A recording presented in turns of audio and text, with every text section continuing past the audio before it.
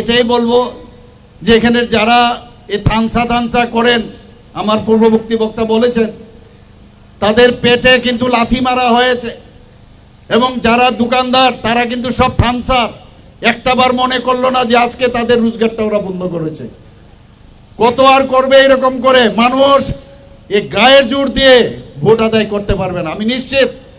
যদিও এখানে যারা দোকানদাররা ছিল, যারা হাট বাজারে আজকে ব্যবসা করছিল, হয়তোবা তাদের মনে মনে একটা ইচ্ছে ছিল যে মোথাকে ভোট দেবে, কিন্তু ওরাই কিন্তু এই ভোটগুলো কিন্তু নষ্ট করলো আমি নিশ্চিত।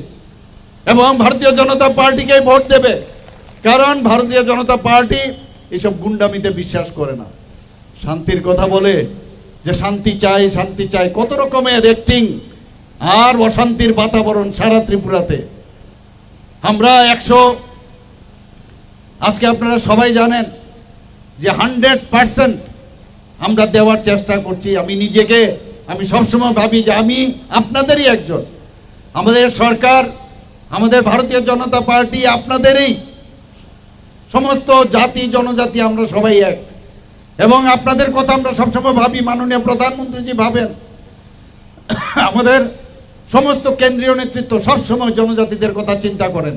আগে কেউ এইভাবে চিন্তা করতেন না।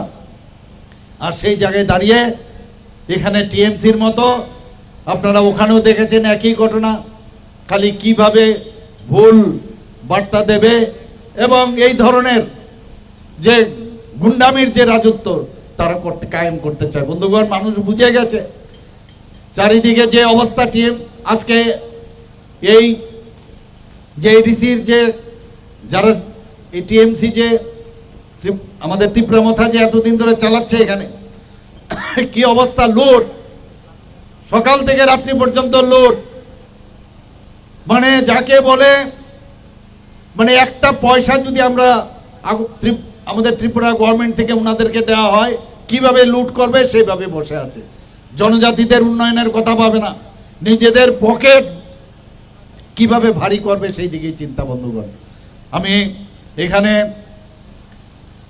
উনাদের যাকে উনারা সবসময় বলেন যে আমাদের কথা চিন্তা করেন, থানসা বলছেন কি যে ভারতীয় জনতা পার্টির সাথে ওনাদের অনেক লিডার নাকি বলেছেন ভারতীয় জনতা পার্টির সাথে যদি আমরা অ্যালায়েন্স করে আমরা যদি ইলেকশনে না দাঁড়াই তাহলে ফান্ড পাবে না। বলেছে কি না? ফান্ড পাবে না।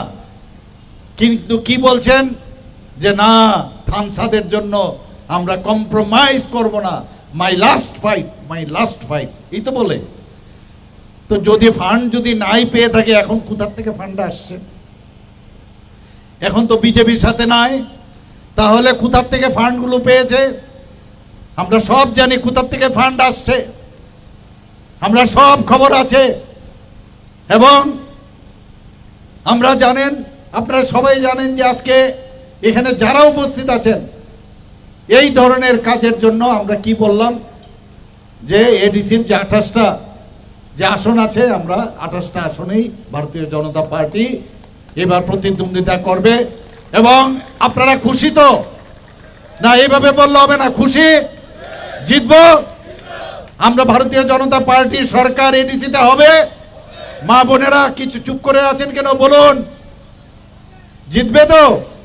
কিন্তু কি করে জিতবে যদি আপনারা ভোট না দেন? আপনারা তো দেবেনই। সমস্ত জনজাতি যারা আছেন এডিসি সবাইকে গিয়ে বলতে হবে যে আমাদের যে ক্যান্ডিডেট আছে তাদের যেন ভোট দেয়। এবং সকাল সকাল গিয়ে নানা রকম পরিকল্পনা করছে কিভাবে ভোট না দেওয়ার। কিন্তু যে ডর গিয়া সমঝো মর গিয়া, ভয়ের কিচ্ছু নেই। যারা কাপুরুষ তারাই এই ধরনের কাজ করে। বন্ধুগণ, ওদের বিরুদ্ধে আমাদের সোচ্চার হতে হবে। আপনাদের সাথে সরকার রয়েছে, ইলেকশন কমিশন রয়েছে, নির্ভয়ে আপনারা ভোট দেবেন। বন্ধুগণ, ঘুম থেকে উঠে সারাক্ষণ ধরে চিন্তা করেন কিভাবে মানুষকে বিভ্রান্ত করা যায়। কি বলছেন যে অমরপুরে, বিশ্রামগঞ্জে নাকি এডিসির জায়গা নিয়ে যাচ্ছে নগর পঞ্চায়েতে। অদ্ভুত। এবং মানুষকে বোকা বানাবার জন্য এই কাজগুলো করছেন।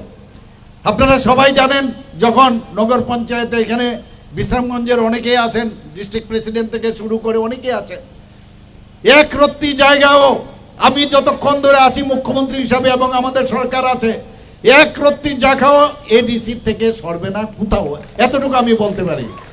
কিন্তু বিভ্রান্ত করার জন্য এগুলো বলছে। কিভাবে টুপি পরানো যায়, ঠকায়, কি বলছে, ঠকায় ঠকায়, আর নিজেই ঠকাচ্ছে অন্যদের, খালি ঠকায় ঠকায় ঠকায়, খালি এমন সব কথাবার্তা বলছেন। আর এখন নিজেই অন্যদেরটাই ঠকাচ্ছেন। আর আরেকটা কি বলছেন, রাং রাং। আর এখন কোথার থেকে রাং পাচ্ছেন, কোথার থেকে রাং পাচ্ছেন? প্রশ্নটা করবেন উনাদেরকে প্রশ্নটা করবেন, কোথার থেকে রাং পাচ্ছে? কারণ বিদেশ ভ্রমণ, বিভিন্ন জায়গায় ভ্রমণ, সব জানে মানুষ কোথার থেকে এসব টাকা, কোথার থেকে লুট হয়েছে। এগুলোর সব বিচার হবে। আমাদের সরকার খালি গঠন করতে দিন, আর ত্রিপুরার একটা ইতিহাস আপনারা তৈরি করুন। আজকে ত্রিপুরার এই যে বর্তমান যে এখন সন্ধিক্ষণ, আপনারা ত্রিপুরার ইতিহাস গড়বেন। কারণ একটা রাষ্ট্রবাদী সরকার এবং একটা ন্যাশনাল পার্টি প্রথম একটা সরকার গঠন করতে যাচ্ছে। আপনারা দেখবেন ডেভেলপমেন্ট কাকে বলে, এডিসি ডেভেলপমেন্ট কাকে বলে। কারণ আমাদের যিনি নেতৃত্বের, আমাদের যিনি আমাদের সব সময় দেখে রাখেন যশস্বী প্রধানমন্ত্রী নরেন্দ্র মোদীজি, উনি কি বলছেন, मैं खुद भी नहीं खाऊंगा दूसरे को भी नहीं खाने दूंगा, मैं चौकीदार हूं। কাজে এইরকম একটা সরকার যখন এডিসিতে হবে, আপনারা ভাবুন যে পয়সাগুলো লুট করে নিয়ে গেছে, যখন প্রপারলি সেগুলো ব্যবহার হবে, তখন এডিসি এলাকার মধ্যে কিরকম সুন্দর একটা এডিসি হবে, আপনারা জাস্ট একবার ভাবুন। আপনারা এখন চিন্তা করার বিষয়। এ বিভ্রান্ত করে গায়ের জোর দিয়ে কাউকে ধমকিয়ে চমকিয়ে ওই টিএমসির মতো একই কায়দায় চলছে, এইগুলো মানুষ সহ্য করবে না। সমস্ত জায়গায় আমরা 20টা থেকে 21টা জায়গায় আমাদের সরকার এখন চলছে সারা ভারতবর্ষের মধ্যে। আর এখানে তো এডিসি একটা ছোট জায়গা। এটা আপনারা সবাই মিলে যদি আপনারা কাজ করেন, নিশ্চয়ই হবে, প্রতিবাদ করতে হবে, ভয় পাবেন না, পুলিশ আছে। আমি বারবার বলছি যে শান্তির জন্য অনেক সময় শক্তিরও প্রয়োগ করতে হবে। বিভিন্ন জায়গায় গন্ডগোল করে অ্যারেস্ট হচ্ছে, কেউ পালিয়ে বেড়াচ্ছে, এবং আগামী দিনও আমি নির্দেশ দিয়েছি কাউকে ছাড়া হবে না বন্ধুগণ, কাউকে ছাড়বো না। গুন্ডামি করে রাজনীতি এই ত্রিপুরা রাজ্যে ভারতবর্ষে শেষ হয়ে গেছে। স্ক্যামের রাজত্ব। মাননীয় প্রধানমন্ত্রীজি এই যে রাজনীতির পরিভাষাই পাল্টে দিয়েছেন বন্ধুগণ। অদ্ভুত আরেকটা কি, 123টা বিসি তৈরি করে দিয়েছেন।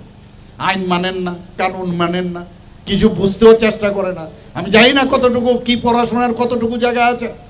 123টা বিসি বানিয়ে দিয়েছেন এবং তার জন্য নোটিফিকেশনও জারি হয়ে গেছিল। আমাদের সরকার থেকে আমরা বারবার বললাম এভাবে হয় না। 123টা বিসি মানুষকে